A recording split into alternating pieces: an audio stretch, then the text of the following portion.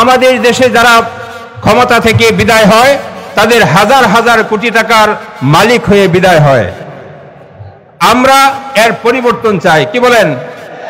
যদি পরিবর্তন চাই, সাহাবায়ে কেরামের আদর্শের সৈনিক আমরা হয়ে থাকি, আজকে থেকে শপথ নিতে হবে, প্রত্যেকটা ঘরে ঘরে পাড়ায় মহল্লায় প্রত্যেককে এই বিষয়টা বুঝাইতে হবে যে আমাদের আগামীর দেশ যদি আমরা সন্ত্রাস মুক্ত করতে চাই, আগামীর দেশ যদি আমরা শান্তি শৃঙ্খলা ফিরে আনতে চাই, ধর্ষণ মুক্ত ক্ষুধা মুক্ত একটা সমাজ যদি আমরা চাই, তাহলে অবশ্যই হাত পাকার পক্ষে অবস্থান নিতে হবে।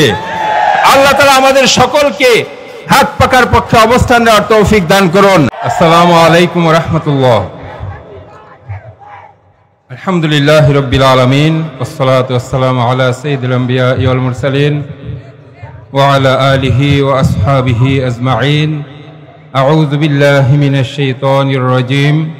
বিসমিল্লাহির রহমানির রহিম।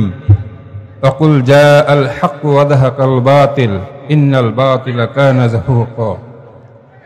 আলহামদুলিল্লাহ, আল্লাহ তাআলার লাখো কোটি শুকরিয়া, তিনি আমাদেরকে ভালো রেখেছেন, সুস্থ রেখেছেন। আজকের এই গণসমাবেশে আসার ও বসার তৌফিক দান করেছেন। আমরা সকলেই বলি আলহামদুলিল্লাহ।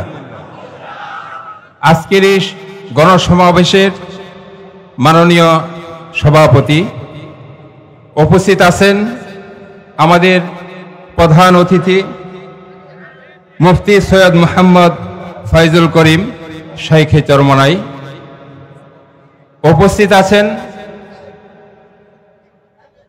আপামর সংগ্রামী সৈনিক বৃন্দ। আল্লাহ তাআলার শুকরিয়া জ্ঞাপন করছি যে পীর সাহেব চরমনাইয়ের নেতৃত্বে একটি চোখের ক্ষুধাহীন নেতৃত্ব আমরা পেয়েছি। আমরা দেখেছি ইতিপূর্বে যারা ক্ষমতায় এসেছিলেন তাদের ছিল চোখে ক্ষুধা, পেটে নয়। খেতে পারবে এক প্লেট, কিন্তু হাজার হাজার কোটি টাকা তাদের লাগবে।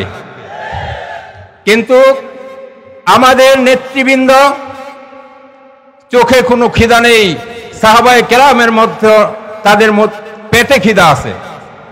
সাহাবায়ে কেরাম পেটে খিদা নিয়ে চলতেন, চোখে কোনো খিদা ছিল না।